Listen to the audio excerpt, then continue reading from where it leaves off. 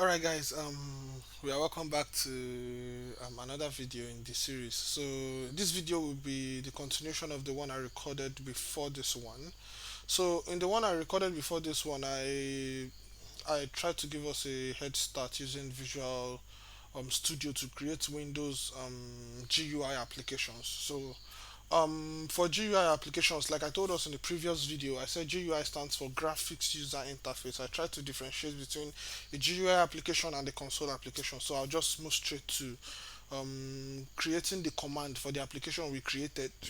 Sorry, please. Creating the command for the application we created in the previous video. So let's get into it. This is where we stopped. Now, like I used to tell people, programming is quite a hard skill, but being hard doesn't mean it's not feasible. We have so many programmers in the world today. So, um, okay, now, if you've been following the videos I've been posting before now, the first thing that you're going to be doing if you want to create a program like this is to first of all declare the variables you're going to be needing. I believe we all know what variables are. I believe we all know what variables are. But just to do a quick recap, now, if you want to manipulate data in a computer environment, you need a place where you can store the data first. So, you storing the data means that you have the data in house. Now, you can manipulate the data, then give out whatever information you wish to give. For example, from the primary school, no, okay, it should be secondary school computer science. We are told that the computer is an electronic machine that will first of all accept data. After accepting the data, it will process the data. Now, it being able to process the data means the data has to be stored somewhere. So the processing will be done from where the data is being stored. So it's, for example, you are in a university or you are in a polytechnic. Nobody is teaching you from your house. You have to come to the school. You are going to be taught from the school. So the same thing applies here. For this one, you have to be available on the platform before we can manipulate you. So variables are basically creating space where you're going to be storing the data. Then whatever you want to do with the data, you're going to be doing it from that space. I've also tried to explain that you're going to be needing um, some kind of different memory sizes for different data types. I think I said for the short data type, you're going to be needing 2 bytes. For the integer data type, you're going to be needing 4 bytes. For the long data type, you're going to be needing 8 bytes. So other data types, how they have the memory space required to for their variables to, I mean, the space that is going to be allocated for the data to be stored in. So the first thing you want to do is to declare your variables. Now, for this particular application that we're going to be working in, the GUI applications, we have the local scope and the global scope. There is this example that I love to use often. Take a good look at. I'm recording from the maths library of University of Lagos, so Department of Mathematics. This is our departmental library over here. So take a good look at this environment where we are in Lagos State. This is 2022. The current governor of Lagos State is His Excellency Babajide Sanwo-Olu. So, and our president is General Muhammadu Buhari. So, President Muhammadu Buhari is like in the global scope within Nigeria. President Muhammadu Buhari can go to any state, declare anything because it's like the general overseer of Nigeria. So it's like within the global scope. It can go to any state, Kebbi, Niger, Oshun, Ebonyi. It can go to any state at all because it's like the overseer of all the states. It's like a global variable here, the president. But take a good look at Lagos State, for example. My governor over here cannot go to River State and make some kind of declarations because his jurisdiction is only within the borders of Lagos State. I hope you understand. So that is like the local scope. The global scope within Nigeria will be like President Muhammadu Buhari because he can go to any state because these states are under his command.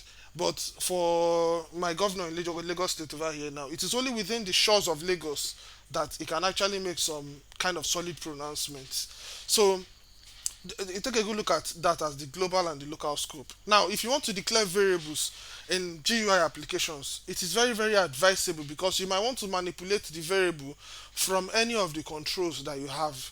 So it will be easier for you to work with if you declare your variables in the global scope. So let me try to show you what I mean by the global scope.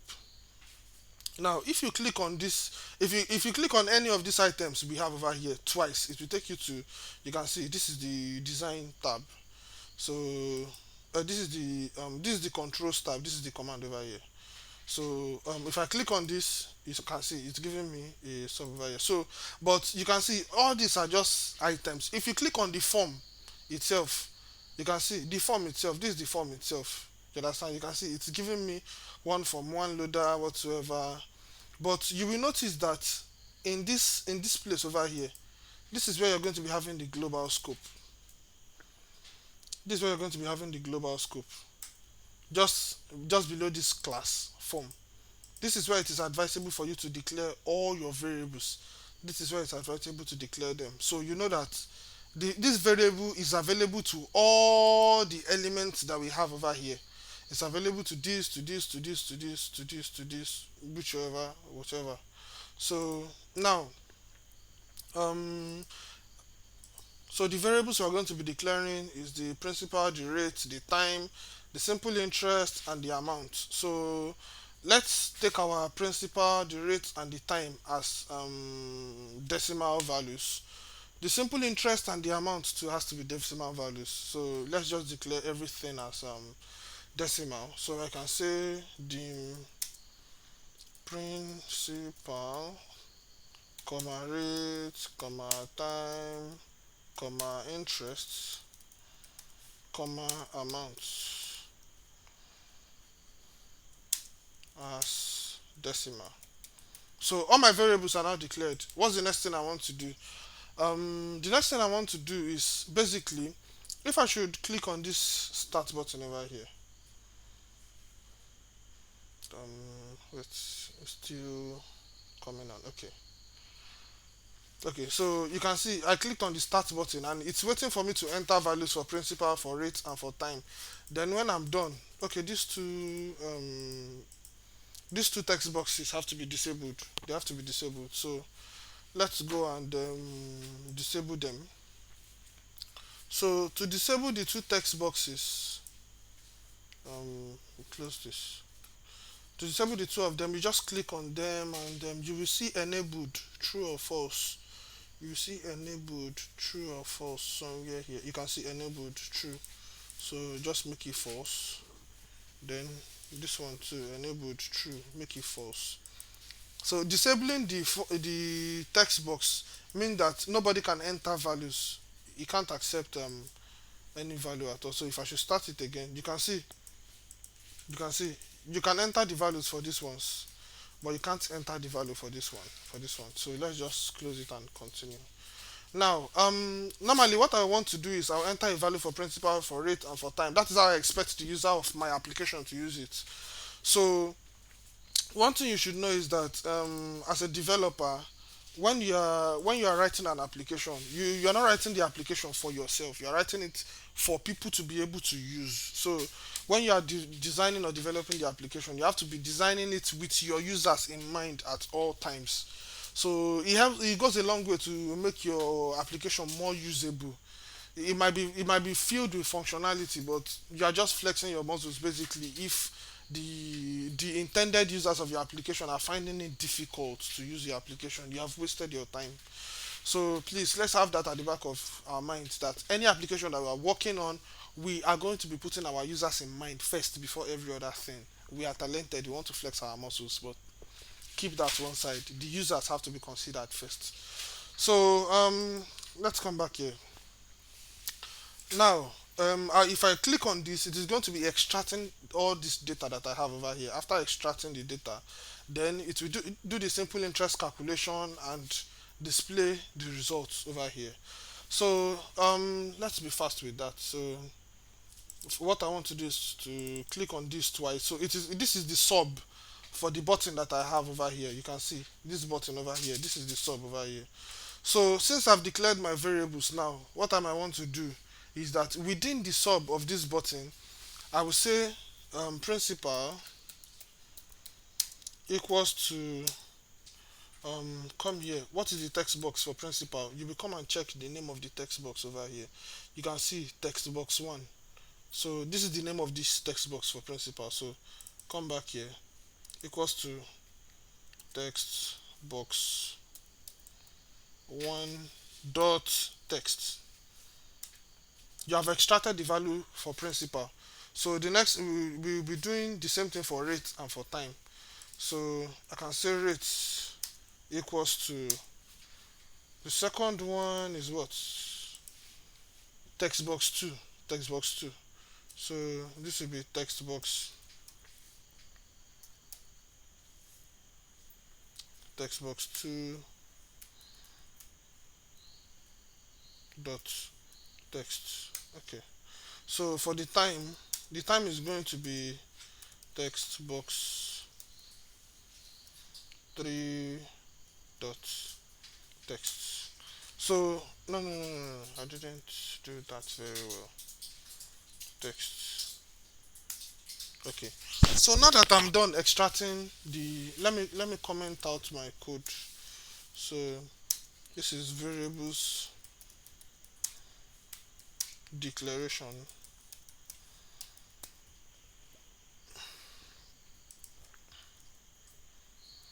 So variables declaration. While the next one is let me say accepting inputs. So the next thing I want to do is to do processing. So let me do a bit of explanation here. When I did the explanation about arithmetic operators, I think I used this particular example too, simple interest calculator as an example there. So just in case you missed that one, let me do the explanation again. Normally, the simple interest is going to be equals to PRT, then everything you have over 100. But the computer doesn't understand this. The computer does not understand this. So PRT over 100, the computer does not understand this. What the computer understands is something that will just be in a straight line. So, and P and R and T, the computer will just we consider it as a variable if you write something like this. So what can we do? You can just say you have to check the arithmetic operators to understand this very very well. So you can say P multiplied by R multiplied by T. So everything divided by 100 will give you your simple interest. All these ones now, they are on a straight line, so the computer will understand this one. The computer will understand this one. So come back here. You can say the interest. Interest equals to principal. Don't forget we open a bracket. Come back here. Don't forget we open a bracket. P R T. We close the bracket. Everything divided by 100. So if you understand your arithmetic operators very well, there's no need for this bracket to be here, but just for clarity purpose, let's just leave it there. So interest equals to principal times rate times time, everything divided by 100. So your amount is going to be principal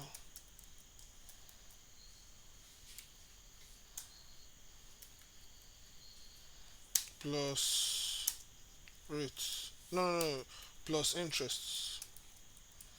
Now we are done doing the processing. The next thing we want to do is to show output.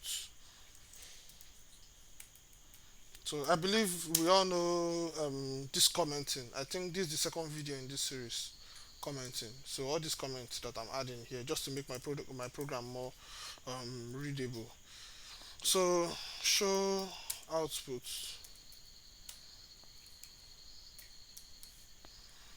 So to show the output, all I want to do is when the user click on this calculate simple interest, for this particular text box over here, it is going to be displaying the interest.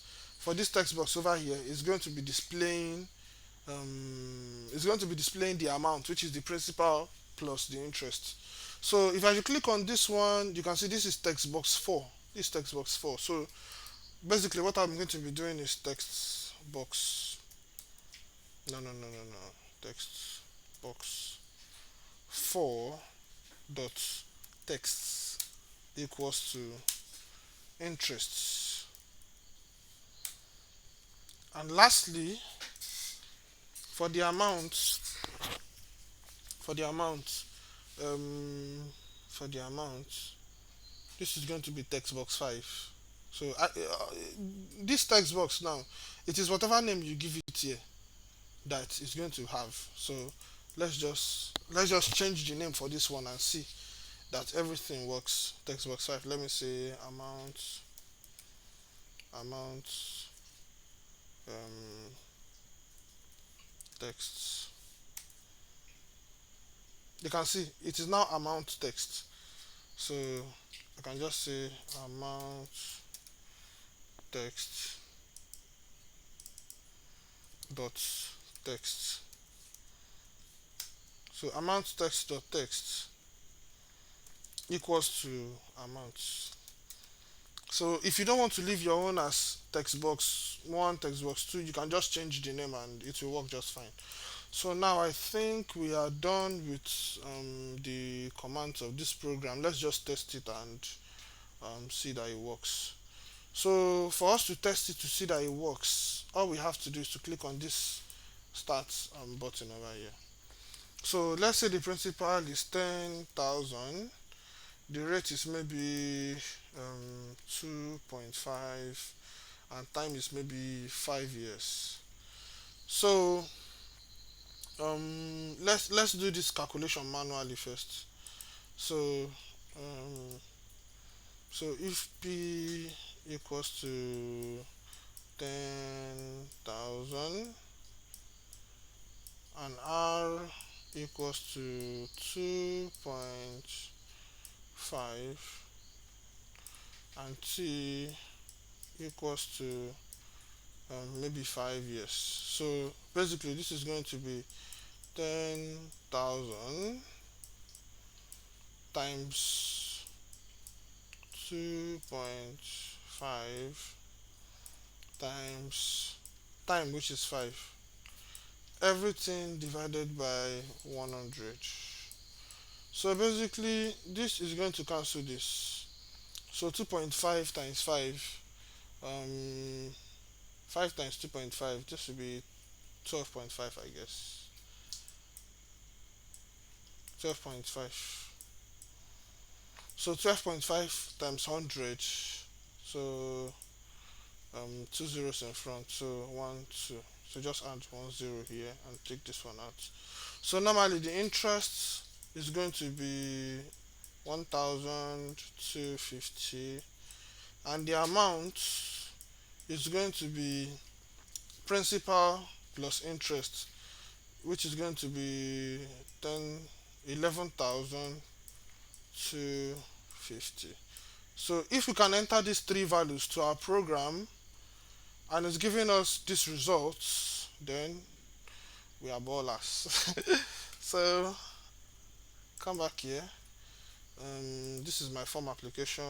If I should click on calculate simple interest, you can see it over here, 1250.0. The reason why I'm having this point zero over here is because it's a decimal. Then the amount is 11,250. So you can see that it works just fine. So that is how you can create your Windows Form application, basically, like your GUI applications. This is how you can create them. You can see how simple it is. It's not something super complicated. So I'm going to be stopping this video for now. And you can decide to make this one 5 and you calculate it again. It will do the calculation for you. So you can decide to change this one to 10, click on the calculation again, you can see it's doing the calculation just fine. So I'm going to be bringing this video to a close here. Then I'm trying to work on another GUI application in the next one. If you have any questions, please and please feel free to use the comment section. You can also ask your questions in class. We have an email on the channel. You can send your questions to the email as well. So, but use the comment section. We'll get to you as soon as possible. So, thank you very much for watching this video. Bye for now. I'll see us in the next one. Peace.